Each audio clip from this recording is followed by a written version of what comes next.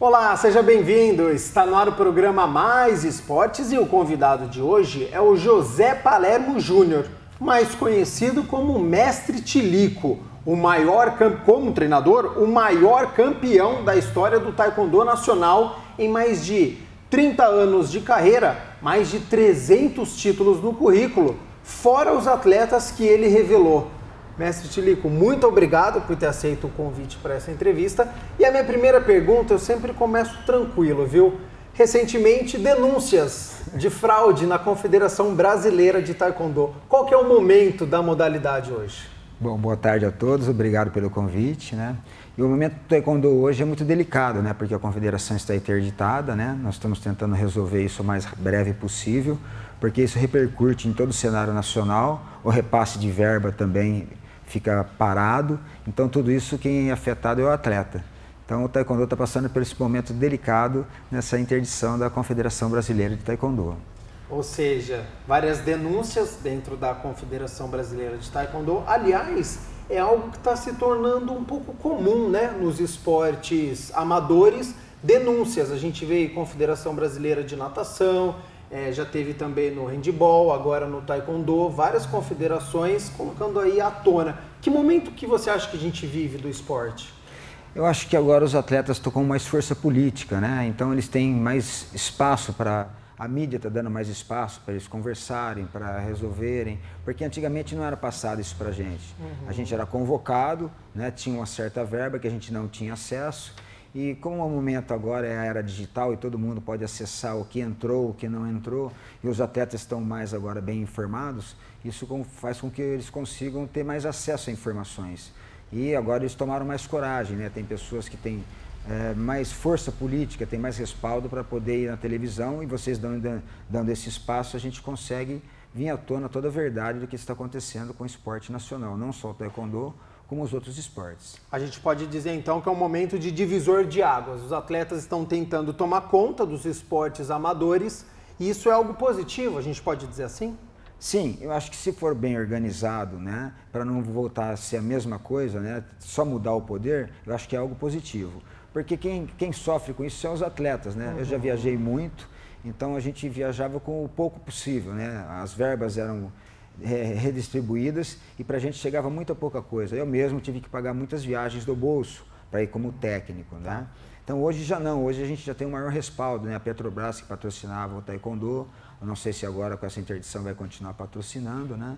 Mas agora isso é um divisor de águas, porque a gente consegue ter mais acesso a tudo que é doado, tudo que é patrocinado para os esportes. Em mais de 30 anos de carreira, você deve ter inúmeras viagens, inúmeras histórias, e já você vai contar aqui. A gente está aqui na cidade de Campinas, na Mestre Tilico, né, essa academia, e fala um pouquinho, a cidade, ela tem estrutura para a modalidade, tem várias academias, os atletas são remunerados? Como é que funciona para o pessoal de casa que não conhece o Taekwondo? Bom, Campinas tem revelado vários campeões, né? A gente teve vários atletas aqui de Campinas que já serviram a seleção brasileira, muitos deles aposentaram, né?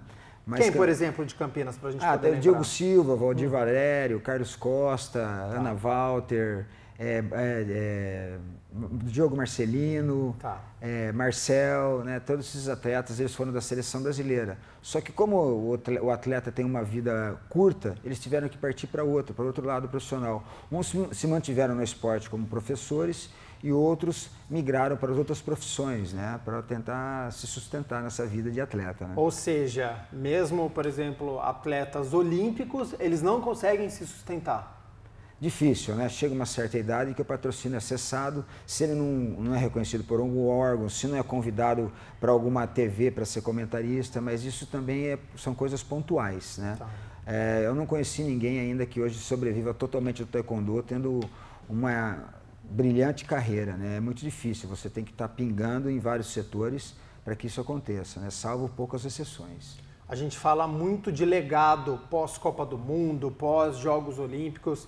Eu já fiz um programa Mais Esportes sobre atletismo, e aí eu perguntei qual que é a estrutura que o atletismo precisa, E na época o professor me falou, olha, eu preciso de uma pista em condição. É tudo que eu preciso. Me dá uma pista que eu consigo desempenhar o melhor do meu atleta. Para o taekwondo, o que você precisa de estrutura para falar, ó, se eu tiver isso, eu consigo revelar atleta? Bom, primeira coisa, né, o atleta de taekwondo, ou seja, de luta, né, na verdade, geralmente os atletas eles vêm da periferia, né, por não ter tantas opções, né, geralmente estuda em colégio público ou municipal, ele não tem condições de se divertir e ele acaba partindo para uma competição, que é onde ele pode se revelar, onde ele tem mais chance de estar inserido na sociedade, né? Então, acho que o mais importante seria polos em centros carentes, né, em lugares de alta vulnerabilidade, para que a gente conseguisse resgatar esses atletas, porque eles se locomoverem para um ginásio do Taquaral, para eles irem para algum clube, isso já demanda dinheiro, eles precisariam pagar passagem, alimentação.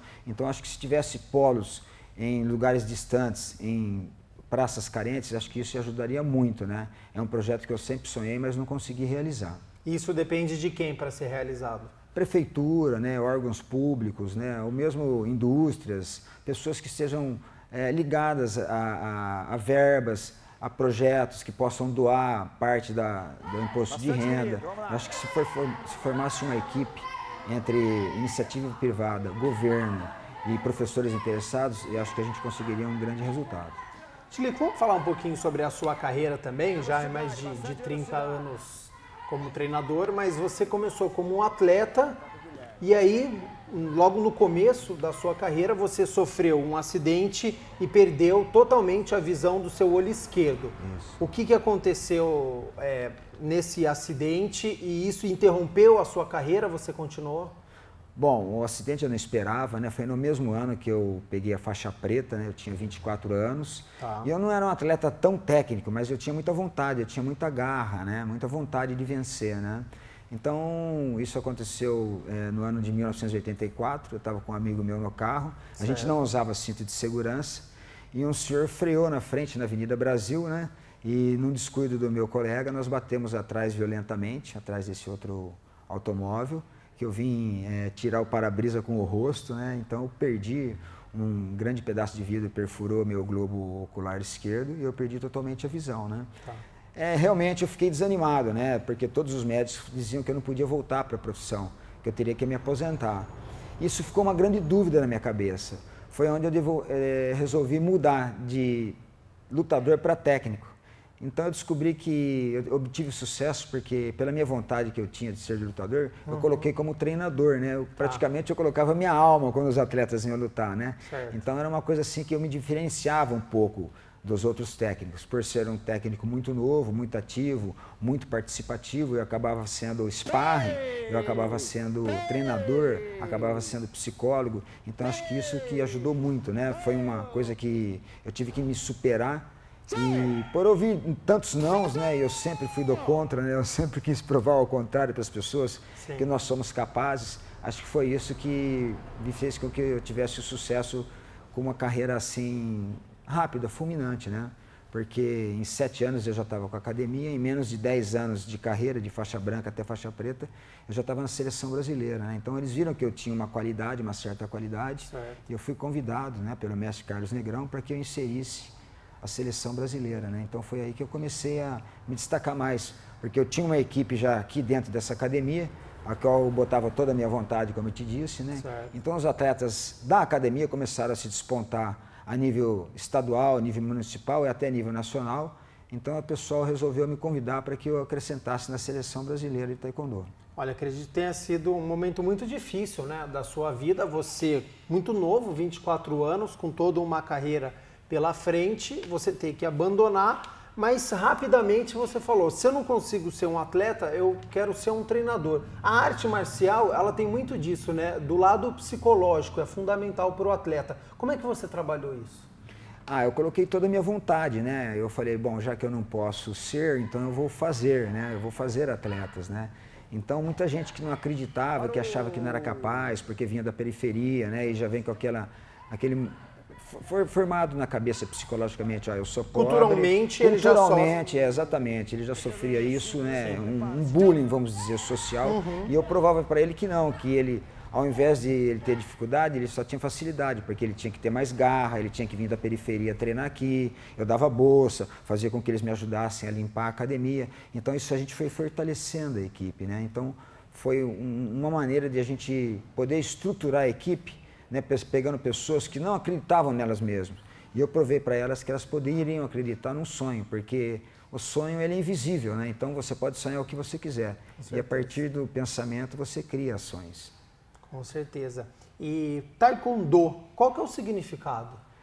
Tai é pé, Kwon é mão e Do é o caminho dos pés e das mãos através da mente, né? A gente, como praticante, percebe que quando a gente pratica o Taekwondo, você consegue entrar na sua mente a partir do seu corpo, né? Você começa a perceber que você tem membros inferiores, membros superiores, que você tem um lado esquerdo, lado direito, que você tem medo, que você tem coragem, que você tem preguiça. Então você começa a dominar mais as suas emoções, as suas ações. É um processo individualizado. Cada um percebe num momento e de uma maneira diferente. Mas é um autodesenvolvimento individualizado, né? Que eu sempre falo, é o caminho solitário do guerreiro, né? Ele vir na academia, ele tem que abandonar os amigos, ou mesmo mãe que tem que largar a casa e vir treinar, porque você muda bastante, né? E aqui dentro o dojo é um lugar de alto respeito, que você sofre, você tem que sofrer para adquirir técnica, alongamento, fortalecimento de abdominal, né? Não vem fácil as coisas. Não vem fácil, né? E como a pessoa da periferia ela já tem uma maior dificuldade, geralmente o pai não tem carro, não estuda em colégio particular, então tudo isso fortalece o espírito, né? Eu falo que o conforto, ele enfraquece o espírito, né? E a dificuldade, né, o desconforto, ele fortalece o espírito. É como você andar descalço ou andar de sapato, né? Tem essa grande diferença. Tirico, eu estou percebendo na sua fala, você fala muito de periferia do esporte como algo social. Você acha que o esporte, acima de tudo, ele pode transformar a vida de uma pessoa? Eu acho que não pode, ele transforma a vida de uma pessoa, né? Uma pessoa na periferia, ele tem poucas opções de divertimento, né? Ele já é marginalizado por algumas situações, né? Se ele está mal vestido, ele já para entrar num lugar já se sente, né? Assim, a própria raça negra também foi perseguida durante muitos anos, a gente vê isso como uma diferença, e você vê hoje que os melhores atletas são da raça negra, entendeu? Por quê? Porque ele teve um treinamento no passado, que ele teve que se fortalecer, ele teve que viver em situações de alto risco, ele teve que viver um sofrimento grande, então acho que isso veio a fortalecer tudo isso. E o Brasil também tem uma questão que é muito interessante. O Brasil ele recebe várias raças, né?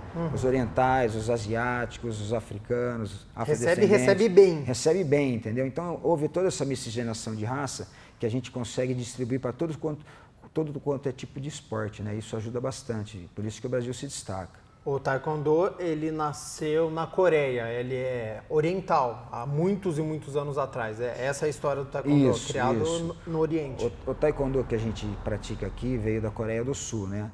No final da década de 50, o general Choi Hong-hee, né, depois da guerra do Japão contra a Coreia, resolveu formar os instrutores de Taekwondo e mandou para o mundo todo para difundir, né? No Taekwondo no Brasil chegou na década de 70 pelo mestre Choi. Né? Então foi através desse mestre que o Taekwondo foi introduzido no Brasil. Não só no Brasil, mas em todos os outros países. E o Taekwondo é praticado hoje em mais de 200 países.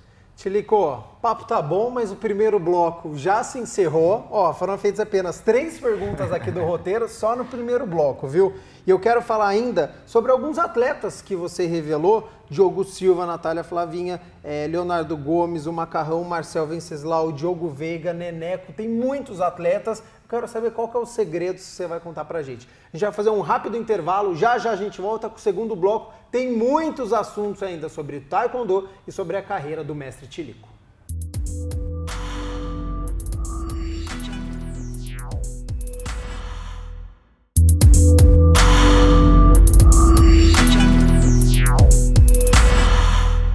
Voltamos com o segundo bloco do programa Mais Esportes. Hoje nós estamos entrevistando o mestre Tilico, o homem que conquistou mais títulos da história do Taekwondo nacional, mais de 30 anos de carreira e que já revelou inúmeros atletas. Tilico, antes da gente falar desses nomes que você revelou, eu estou vendo escrito aqui no chão: não tenho tempo, não sabia, esqueci, não consigo, não sei fazer.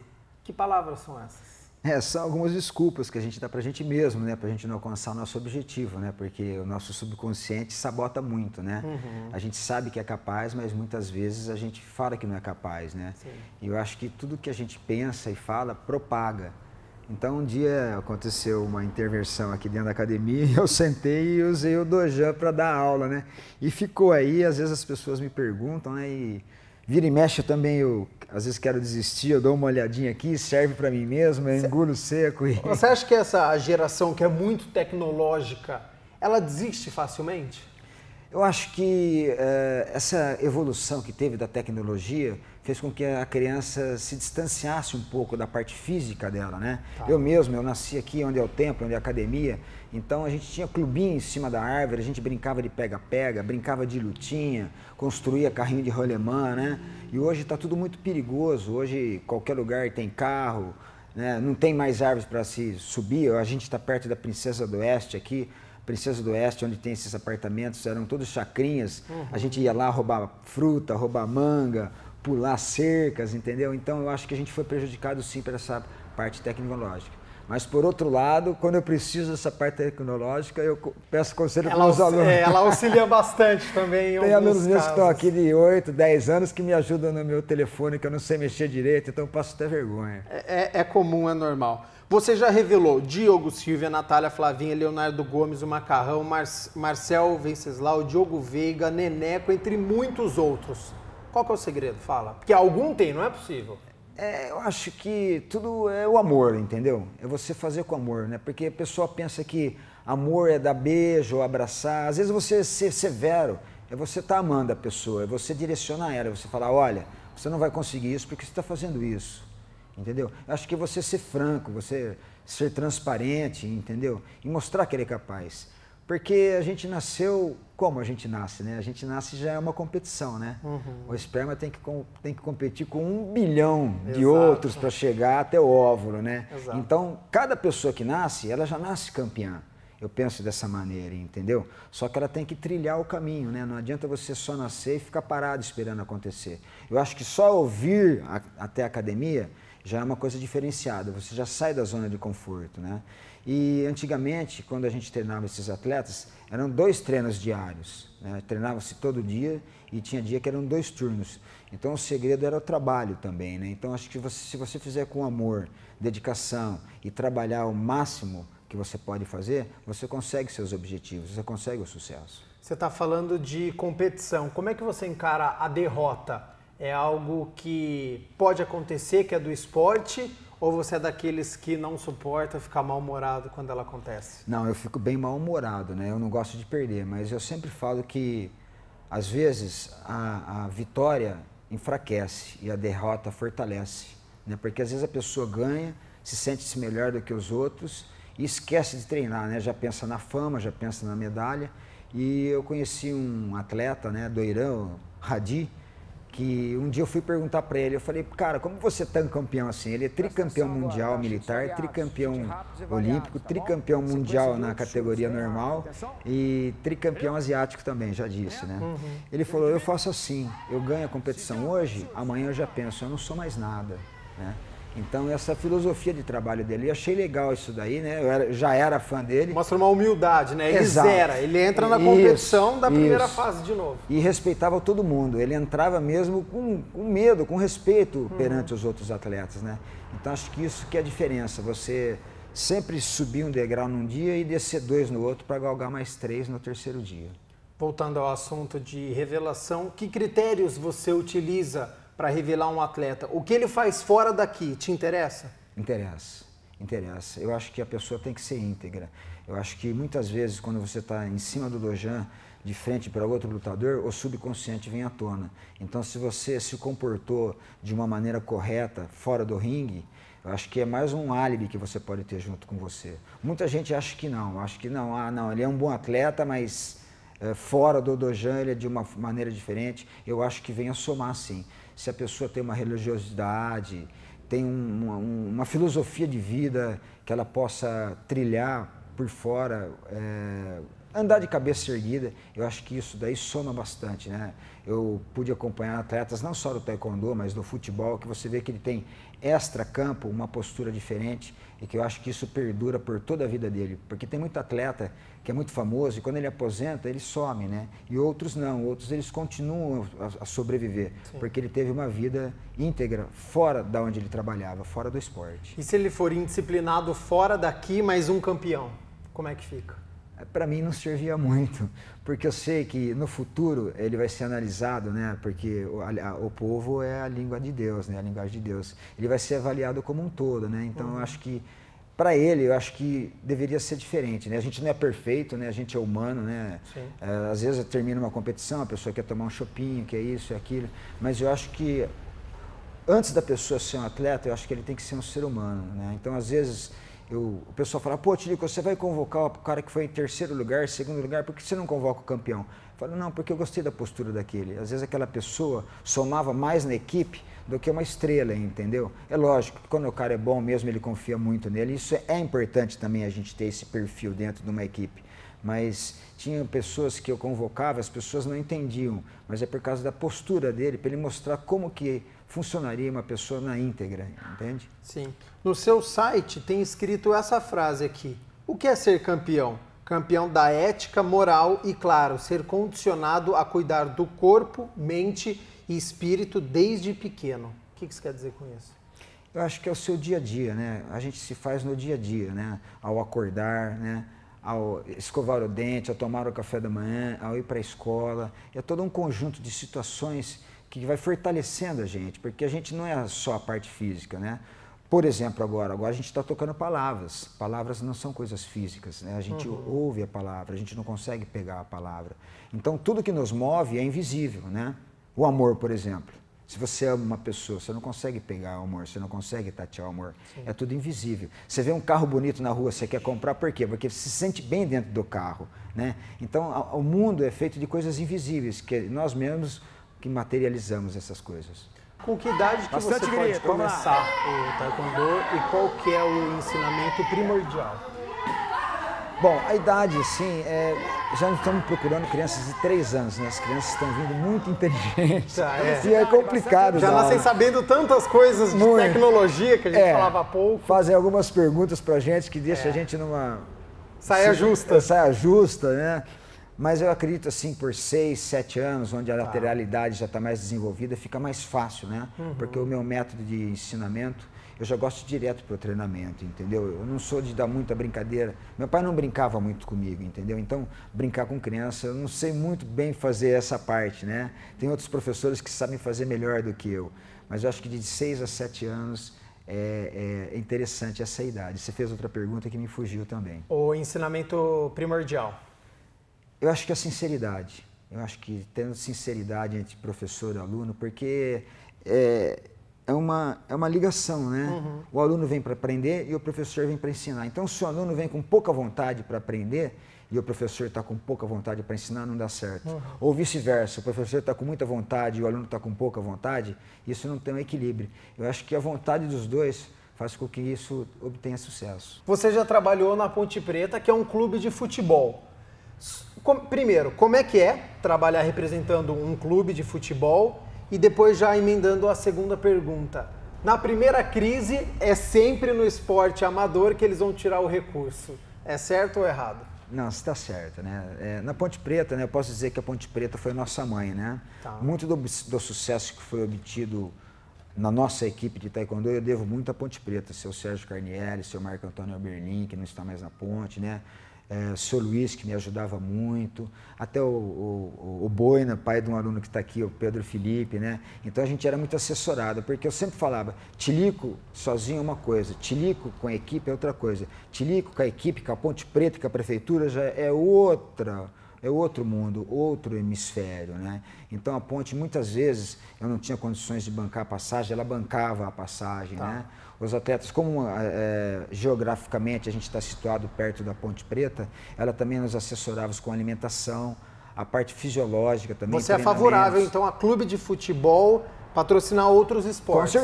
Com certeza. Porque eu acho que é um filão tão pequeno e eu acho que dá para dar um resultado tão grande, Porque um salário de um atleta, às vezes, pode bancar uma equipe inteira, entendeu? Então, acho que se os clubes de futebol começassem a ver de outra maneira isso, sei lá, Ponte Preta abraçar o taekwondo, entendeu? O Guarani abraçar um vôlei, o São Paulo abraçar uma natação, entende? Eles vão poder ter mais adeptos e mais torcedores. Eu consegui ter muitos torcedores que se tornaram ponte pretano devido ao taekwondo da Ponte Preta, entende? Entendeu? Uma relação que os dois ganham, né? O taekwondo, ele ganha espaço por estar representando a Ponte Preta e também a Ponte pode ganhar aí até torcedores. Quero falar também, você foi treinador da seleção brasileira, como é que foi esse período? Foi o auge, o ápice da sua carreira? Foi um divisor de águas, né? Eu falo que a carreira de um lutador, de um atleta, são 30 anos de trabalho e 3 segundos de glória, né? Então, para cada 10 anos, você tem 1 segundo de glória. Eu acho que o meu auge mesmo foi quando eu fui para as Olimpíadas de Atenas, que eu fui convidado, eu fui como técnico e chefe da equipe, né? Em participar do maior evento do mundo, e você está entre todos lá, né? Isso foi muito gostoso para mim, e poder ter representado o Brasil, poder ter levado a bandeira do Brasil para lá, levei a bandeira da Ponte Preta também, entendeu? Eu acho que isso foi o auge mesmo de meu reconhecimento profissional. E por que você não está hoje na seleção brasileira? Bom, primeiro porque é muito cansativo, né? A gente trabalha final de semana, a gente tem que chegar na segunda-feira e dar aula, né? Eu não conseguia me sustentar como técnico, né?